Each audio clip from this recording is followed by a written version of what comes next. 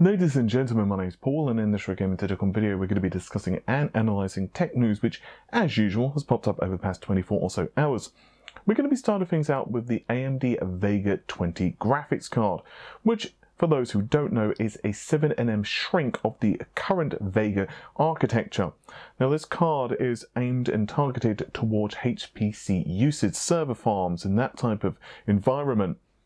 The Japanese website ASCII has done an investigation which claims that we could be seeing up to 21 teraflops of performance from this GPU. So a number of you have actually messaged me asking my opinions on this and to go through some of their maths and to see whether it holds water or not. And a lot of this really comes down to the die shots that we actually saw at Computex from AMD themselves. You might recall that Lisa Su was holding Vega at the very end of the conference, telling us that yes, it is currently being produced and that we will see a release for this at the second half of 2018, which, as a slight side note, is very impressive. The fact that they are going to have production, mass production of a 7nm GPU in 2018 is, to me, if nothing else, very impressive. Now, we can estimate the die size because of the way that Lisa Su was holding the GPU. Specifically, when they zoomed in, you could get a good indication of the GPU core size compared to that of HBM2. For those who are curious, HBM2 is measuring per stack is 11.87 mm by 7.75 mm. And that meant that the Vega 7nm core was about 24 by 14 mm-ish. And I do stress the word ish because obviously it's very difficult to get a precise pixel count there, so it might be off by an mm or two. So when I did my calculations back on the analysis of Computex, which was about a month ago, I'll place a link in the video description.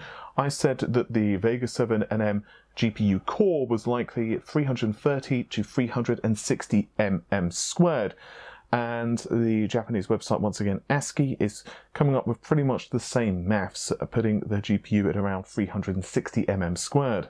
So once again, going back to the current Vega, we know the die size of it, and we also know, of course, it's built on the 14nm process. This has been well established. So here's where things get a little more complicated. If you calculate the reduction in area between Vega 10, which is 484 mm squared, down to the, let's call it 360 mm squared, it's roughly around 70% difference in area. But here's where things get a little more weird.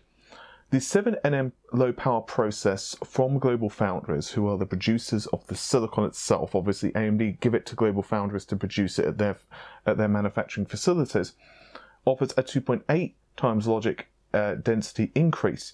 But according to AMD themselves, who have said we do not use standard cell libraries provided by GlobalFoundries, but we use our own standard cell library.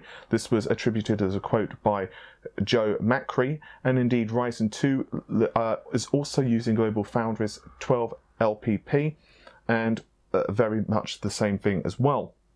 Now, according to what we know about AMD's cell libraries, it's about a 2 times increase compared to the 2.8 times increase of GlobalFoundries. So if you do the math here, what you should have is, if you were to take the GPU core size of the 360 mm squared, roughly, obviously it could be an mm here or there, and then you were to double it, which once again is in line with the measurements of what we know about AMD's process in 7nm, you should hit 720 mm squared, which is considerably larger than that of the Vega 10 GPU.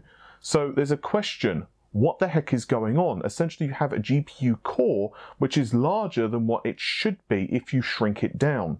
So I'm just going to go over the maths one more time real quick, just so everyone's on the same page, because when we're dealing with numbers, it's kind of hard. I'll also put them on screen, of course. The Vega 20 chip is around 360 mm squared. The Vega 10 chip is 484 mm squared. But if you double the size of Vega 20, which would account for the fact that we're seeing area reduced by half, or 100, it's 2 times as dense. So in other words, if Vega 20 was built on the same process as Vega 10, we would be looking at an area that's 720 mm squared compared to 484 of Vega 10. Do you see how there's something not quite right there? So there's a question, are we looking at AMD packing in additional compute units to that specific GPU? Does Vega 20 not have the same number of compute units as Vega 10? Are we looking at increased specifications? Well, it's kind of hard to know, and I'm going to give a kind of a cop-out answer here because AMD, of course, have not revealed official specifications. Now, if you were to look at the leaked documents that we've heard about Vega 20, the answer is quite simple. No. We do not see increased specifications. The specifications were essentially identical to the previous generation, so we're looking at 64 NCUs or next generation compute units, or just regular compute units if you prefer, and of course each of those compute units has 64 shaders, so we're looking at the same number, 4096 for Vega 20 as what we have in Vega 10.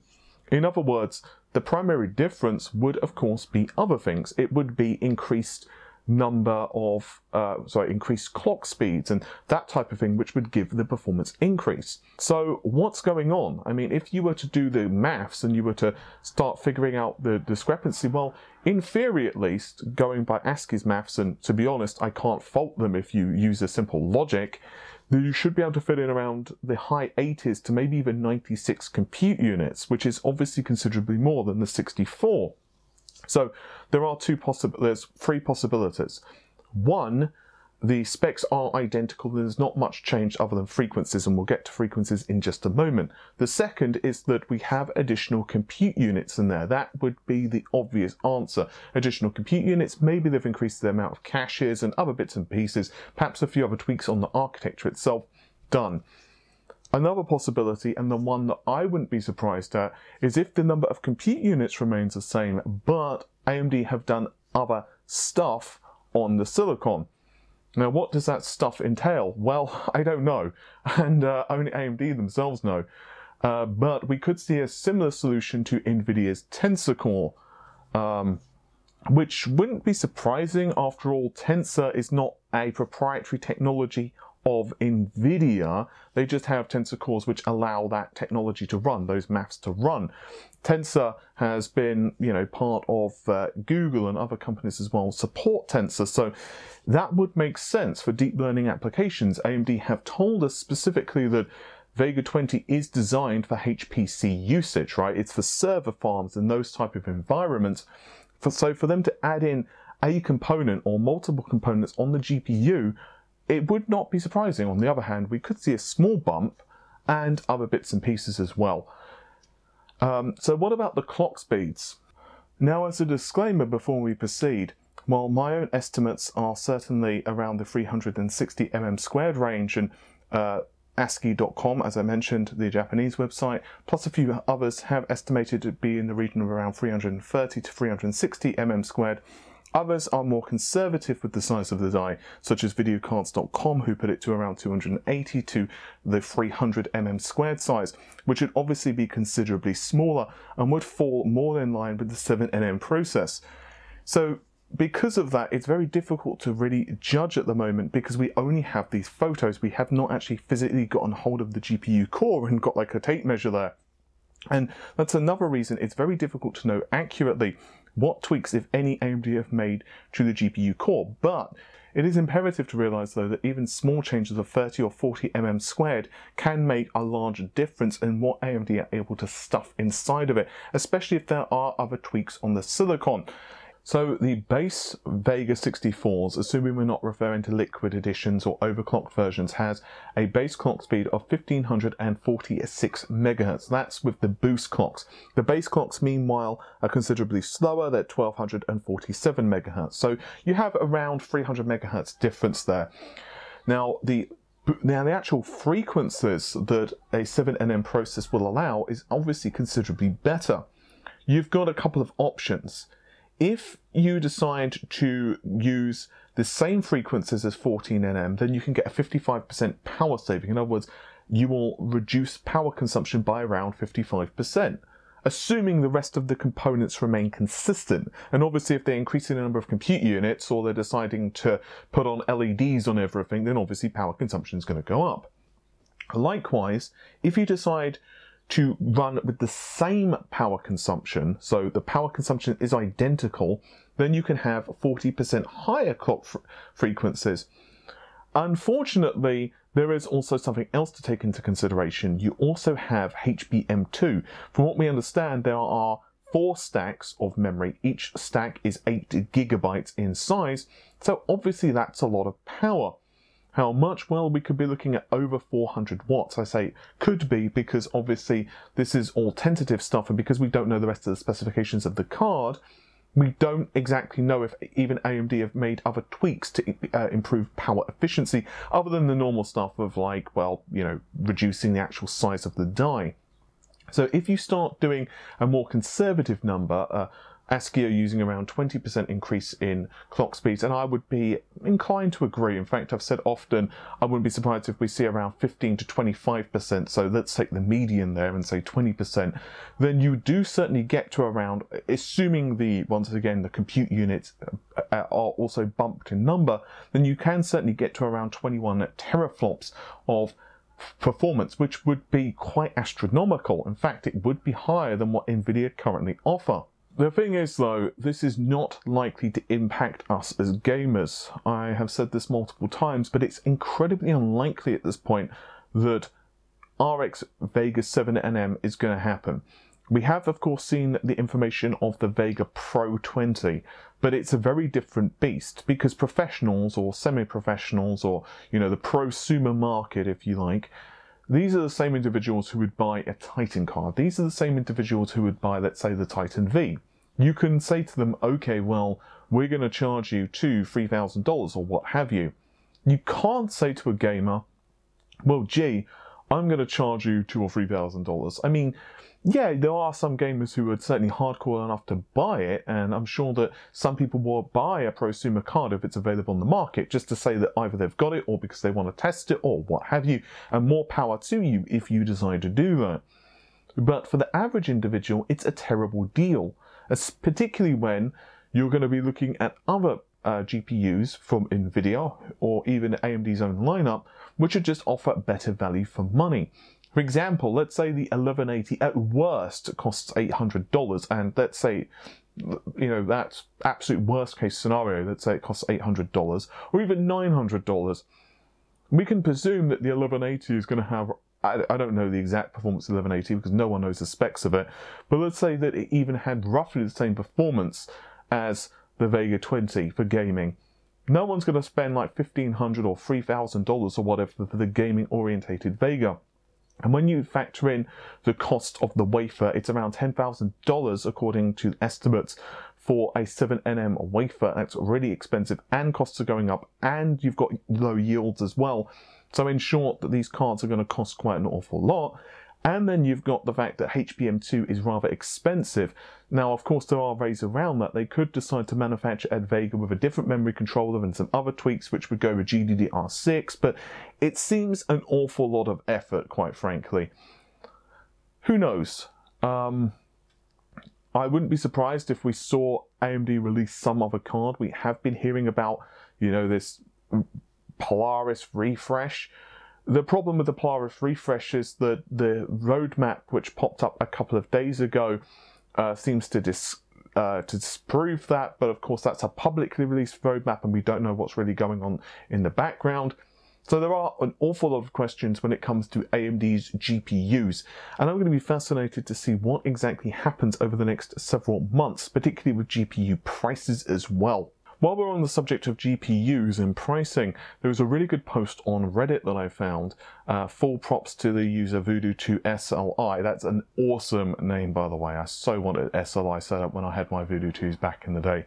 I ended up not getting it. I just went with a Voodoo 3 instead, but I so wanted a Voodoo 2 SLI set up, and I still kind of do for some reason. But that's beside the point. And he has found a website, DigiKey. Now this website is actually really interesting because what we can do is actually see the breakdown of prices for various DRAM modules. So I'm going to read out a couple of them. I'm not going to go through all of them, but GDDR5 at 3500 megahertz, which is 1 gigabyte of memory.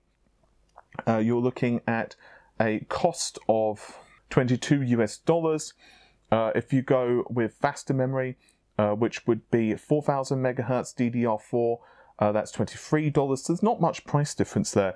But when you start to get to GDDR6, yes, prices do ramp up a little. The 12 Gbps GDDR6 is $24. Then you're looking at $25 and then $26 for 13 and 14 Gbps respectively. And these memory modules are all for 1 gigabyte, just to clarify. So obviously if you go with larger capacity DRAM, then obviously prices go up.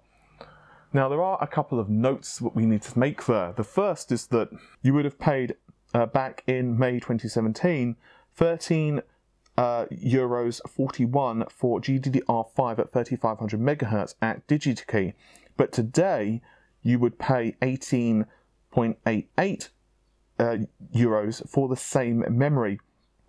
So in a short, you're going up 41%. That might not sound that much, but when you start factoring in that this is multiple DRAM modules, I mean, it's not like you've only got one of them on the GPU, you're going to have multiple. Obviously, I say multiple because it depends on the quantity of RAM and the bus width of the GPU. You can start to see how the price would certainly start to accumulate quite quickly, and that, of course, needs to be passed on to someone, whether it's us as end customers or whether it's the manufacturers of the GPUs themselves. And this is one of the reasons that MSRP has not been hit for some time on GPUs, although thankfully the MSRP is now starting to be met, and I think one of the reasons for that is quite simple, and something we've discussed, of course, a couple of times now, and that is the surplus of GPUs, thanks to the fact that cryptocurrency mining has been somewhat less popular of late, which is obviously great for us. Not so great in one way, though, and that is, of course, that we have that rather large back inventory of GPUs, or rather Nvidia and supposedly AMD have this rather large back inventory of GPUs, and of course they probably want to shift some of that, particularly Nvidia, before we start seeing Turing or whatever architecture. A quick piece of Intel news, and that is that Intel have announced the Xeon E entry-level set of processors, which go up to 6 cores, 12 threads. Of course, because it is a Xeon, it does support ECC. I'm going to read out a few of the specifications. We've got up to 6 cores, 12 threads, 4.7 gigahertz.